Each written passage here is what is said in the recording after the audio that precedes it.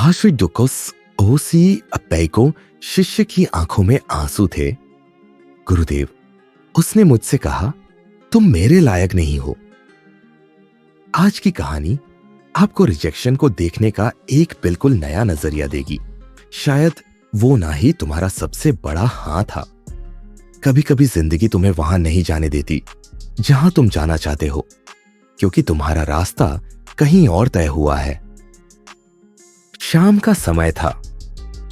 पहाड़ी मठ में ठंडी हवा बह रही थी।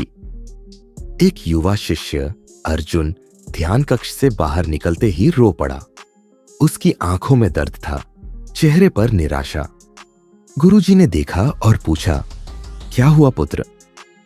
अर्जुन ने धीरे से कहा, गुरुदेव, जिसे मैं पूरे दिल से चाहता था, उसने मुझे ठुकरा दिया। कहा, मैं उसके लायक नहीं हूं।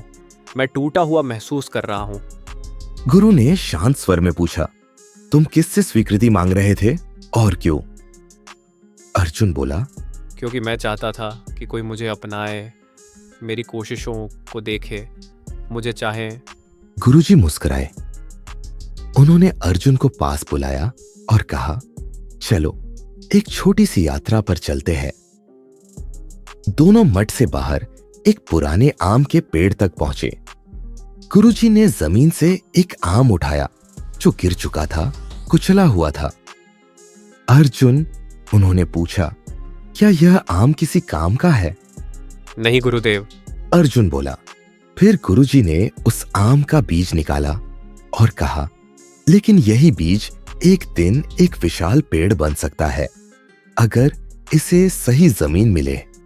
फिर गुरुजी ने उसकी आंखों में देखकर कहा, हर रिजेक्शन एक जमीन का इनकार नहीं होता।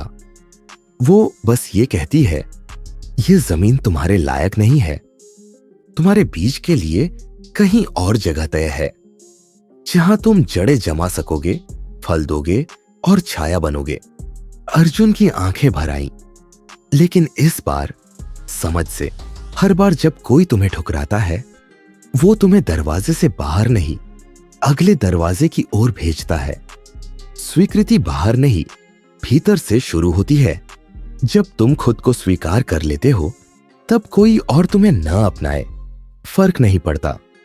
रिजेक्ट होने का दर्द सच है, लेकिन यह भी सच है कि रिजेक्शन ही हमें आत्म स्वीकृति की ओर ले जाता है, और वही असली मुक्ति है।